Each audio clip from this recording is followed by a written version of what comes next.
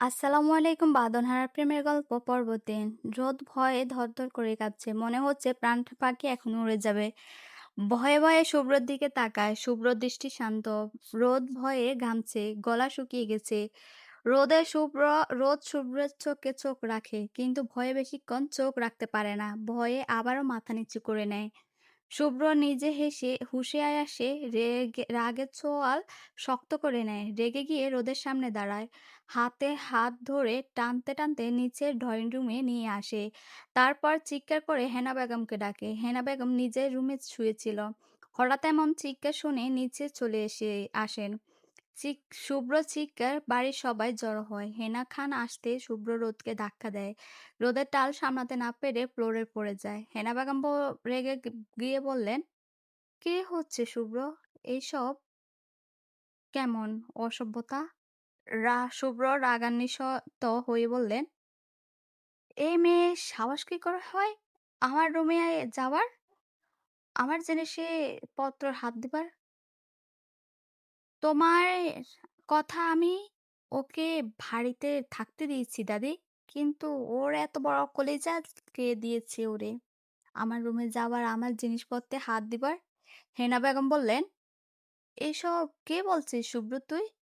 শুভ্র বলে, "আজকের পর থেকে আমি যদি এ মেয়েকে আমার আশেপাশে দেখি, তো ওকে আমি বাড়ি থেকে বের করব না। ডিরেক্ট গুল্লি করে মেরে মারবো বলে দিলাম।" হেনা বেগম রাগান্বিত হয়ে বললেন, কি সব বলছিস তুই শুভ্র? আর ভুলে যাস না তোর আর রোদের সম্পর্ক কি। শুভ্র তাচ্ছিল্য হেসে বলে, ভুলে যাইনি দাদি, অলরেডি সে সম্পর্ক আমি ভুলে গেছি অনেক আগেই। কথাগুলো বলে ধপধপ পা ফেলে চলে যায় শুভ্র। রোদ এখনো ফ্লোরে পড়ে আছে। অশ্রু সিক্ত নয়নে তাকিয়ে আছে শুভ্র যাওয়ার দিকে। হেনা বেগম রোদকে ফ্লোরের থেকে তুলল। রোদের হাত শুভ্র রোদের হাত শুভ্র এত শক্তভাবে ধরে নিয়ে আসছিল, যার কারণে হাতের লাল দাগ পড়ে আছে। হেনা বেগম রোদের মাথায় হাত বুলিয়ে বললেন, চিন্তা করিস না, আস্তে আস্তে সব ঠিক হয়ে যাবে। রোদ টলমলে চোখে হেনা বেগমের দিকে তাকায়। হেনা বেগম বলে ওঠেন, আচ্ছা রোদ, তোকে না বলেছিলাম শুভ্রের সামনে উম, না যেতে, তাহলে কেন ওই রুমে গেলি? রোদ যখন কিছু বলতে যাবে তখনই পিছন থেকে হাসি বেগম চোখ রাঙাইয়ে তাকালো। রোদ কিছু না বললে মাথা নিচু করে নেন। হেনা বেগম বলে উঠলেন, আচ্ছা যা, রুমে গিয়ে ফ্রেশ হয়ে আয়। মাথা নাড়িয়ে হাঁ বললেন রোদ। রুমে চলে যায়। বিকেল 4:30। নিলয় বাসা থেকে সেজে গুজে টিপটপ হয়ে বের হচ্ছে। উদ্দেশ্য, তার বাইরে ঘুরতে হবে আর ব্লগ ভিডিও করতে হবে। কাঁধে ক্যামেরা ঝুলানো। বাসা থেকে গেট অব্দি আস্তে আস্তে ফোনে ক্যামেরা নিজেকে দেখতে ব্যস্ত ছিল। হঠাৎ কারো সাথে ধাক্কা খেয়ে ধপাস করে পড়ে যায়। আর যার সাথে ধাক্কা লেগেছে সেই নিলয়ের উপর। নিলয় রেগে গিয়ে বলল, বালের কপাল, পড়ে যাওয়ার শনি কি আমার সাথে লেগে আছে? দুনিয়া এত মানুষ থাকতে গায়ের উপর আবার কেন শৌখিনা পড়লো? মনে তো হচ্ছে কোনো আলুর বস্তা গায়ে পড়ে আছে। নীলা রেগে উঠে দাঁড়ায় নিলয় উঠে দাঁড়ায়। রেগে গিয়ে বলল, এ যে মিস্টার, চোখ কি পকেটে নিয়ে হাঁটেন? মানুষজন কি চোখে পড়ে না? আর আলুর বস্তা কাকে বলছেন, হ্যাঁ? রাগান্বিত চোখে তাকিয়ে নিলয় বিরক্ত হয়ে বলল, আমি না হয় চোখ পকেটে নিয়ে হাঁটি খালাম্মা, আপনি আপনার চোখ তো আপনার চোখে জায়গায় ছিল, তো আপনি এ তো জায়গা থাকতে আলুর বস্তার মতন শরীর নিয়ে আমার মতন একটা বাচ্চা ছেলের উপর কেন পড়লেন? আর কতক্ষণ থাকলেন? হয়তো আমাকে এখন ঢাকা মেডিকেলে ভর্তি করাতে হবে, হয়তো আল্লাহ বাঁচাইছে। আল্লাহ, তুমি আমাকে বাঁচাইছো, হাজার হাজার শুক্রিয়া। আমি রাস্তার পোলাপান গো, 5 টাকা চকলেট কিনা বিলাবো আমি। নীলা রাগান্বিত হয়ে বলে, এই, আপনি কাকে আলুর বস্তা বলেছেন? হ্যাঁ, নিজেকে বাচ্চা দাবি করেছেন আবার। দেখতে তো পুরো জলহস্তির মতন। আর আমি কি না, আর আমি না, আপনি আলুর বস্তা। হাতি, গরু, ছাগল, মহিষ, বেড়া, সব আপনি।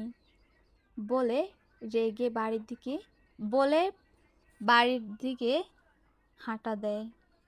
নীলা যাওয়ার দিকে তাকিয়ে মুচকি হাসে। নীলা বাড়ির ভিতরে ঢুকে সোজা হেনা বেগমের রুমে চলে যায়।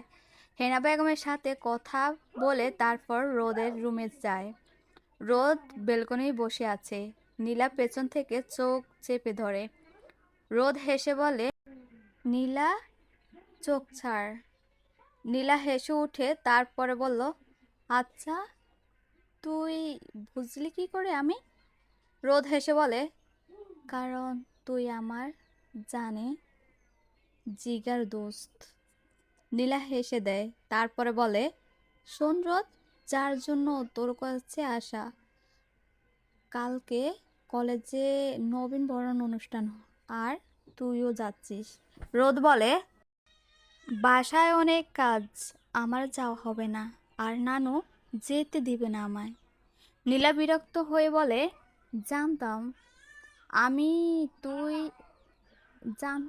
তুই এই অজুহাত দিবি, তাই দাদিমার কাছে থেকে আমি অনুমতি নিয়ে তোর কাছে আসছি। শোন, আমি এখন আর কোনো কথা শুনতে চাই না। তুই কালকে যাবি মানে যাবি। রোদ চুপচাপ করে আছে, কারণ এই মেয়েকে যখন বলছে তো তাকে নিয়ে ছাড়বে। রোদ আস্তে আস্তে করে বলল, আচ্ছা, ঠিক আছে, যাব। নীলা খুশিতে রোদকে জড়িয়ে ধরে বলল, তারপর বললে, থ্যাংক ইউ দোস্ত। শোনো, কালকে সবাই নীল শাড়ি পরে যাবে, তো আমরাও ম্যাচিং ম্যাচিং শাড়ি পরবো, ওকে? রোদ ব্রু কুচকে বলে, শাড়ি তো আমার নেই, আর পরতে গেলে নানু দেখলে সমস্যা হবে। আরে, তুই চাপ নিস না, সেটা আমি দেখে নিব। তুই শুধু সকাল সকাল রেডি হয়ে থাকিস, ওকে? আমি তোকে নিতে আসবো, তারপর আমার বাসা থেকে রেডি হয়ে কলেজে যাব। আর আমাদের দুজনে ম্যাচিং শাড়ি আমি কিনে রাখছি। তুই চাপ নিস না, কিছু হবে না। রোদ আস্তে করে বলল, আচ্ছা, ঠিক আছে।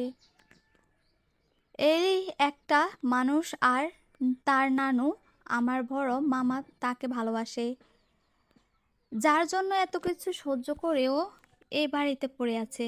নীলা বলল, আচ্ছা রোদ, আচ্ছা রোদ, তোদের বাসায় আসার সময় একটা হাদারামকে বেরিয়ে যেতে দেখলাম, কাঁধে ক্যারমা নিয়ে।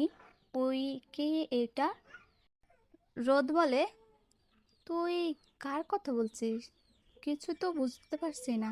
হাদারাম আবার কে? নীলা তারপর সবকিছু শুনে রোদ হেসে দেয়। ওরে, এটা তো নীল ভাইয়া। অবাক অবাক হয়ে নীলা বলে, রোদ, শুভ্র ভাইয়া কি দেশে আসছে? রোদ আস্তে করে বলে, হুম, আসছে। নীলা বলে, তোকে কিছু করেনি তো? রোদ তাচ্ছিল্যে হেসে বলে, আমায় আবার কি করবে? কি সব বলিস? নীলা বলে, সত্যি বলছিস তো? রোদ রোদ মুখে হাসি টেনে বলল, আরে বাবা, সত্যি বলছি। আর তুই এখন বাসায় যা, সন্ধ্যা হয়ে আসছে। নীলা চলে যায় বাসায়। রাত 12:30। শুভ্র আর অয়ন শুভ্রর রুমে অফিসের কিছু জরুরি কাজ করছে যাওয়ার। এমন সময় নীলয় রুমে এসে তারপর শুভ্রকে বলে, ব্রো, তেমন তোমাকে কিছু কথা বলার ছিল। শুভ্র ল্যাপটপদের দিকে তাকিয়ে বলল, শুনছি আমি, কি বলবি বল। ব্রো, আমি বিজনেসে থাকতে পারবো না। শুভ্র শক্ত কণ্ঠে বলল, কেন? কী করবি তাহলে? বাংলা সিনেমার নায়ক জসিমের মতন চনাচুর বিক্রি করবি রাস্তায় রাস্তায়? হেসে নিলয় হেসে দিয়ে বলে, ব্রো, তোমার আইডিয়া খারাপ না, তবে এতে অনেক কষ্ট। আমি টিকটক ভিডিও বানাবো আর ব্লগ ভিডিও করব। অয়ন পাশ থেকে বলে উঠলো, তোমার মাথা থেকে এখনো এই ব্লগ ভিডিও বানানোর ভূত নামেনি, হ্যাঁ? ব্রো, তোমরা এভাবে বলো না। বাংলাদেশে কত বড় বড় কন্টেন্ট ক্রিয়েটর আছে, আর এটা তো একটা বিজনেস। অয়ন নিলয়কে ব্যঙ্গ করে বলল, তুই কি নিয়ে কন্টেন্ট বানাবি শুনি। নিলয় খুশি গদগদ হয়ে বলে, তোমার আর শুভ্র ভাইয়ার ভাসর রাতের খাট ভাঙার ব্লগ ভিডিও বানাবো, তারপর দেখি একদিনে ভাইরাল। কথা শেষ করে যখন সামনের দিকে তাকায়, দেখে শুভ্র রাগের চোখে তাকিয়ে আছে। নিলয় ভয়ে আমতা আমতা করে বলল, ব্রো, আমি তো মজা করে বলছি। ব্রো, আমি তো মজা করে বলছি, আমি আসলে ব্লগ ভিডিও বানাবো না। এই না, থুকু। তোমাদের সাথে বিজনেসের কাজ দেখাশোনা করব বলে পিছনে ফিরে দেয় দৌড়, আর বলতে থাকে, ব্লগ ভিডিও পরে বানাবো, আগে যান বাছাই লই মাবুদ। অয়ন নিলয়ের হঠাৎ ভয়ে ধরে পালিয়ে যাওয়া দেখে পিক করে হেসে দেয়। আসলে এই নিলয়টা নাও এখনো বাচ্চা মনে হচ্ছে, সে আগের মতন চঞ্চল দুষ্টু।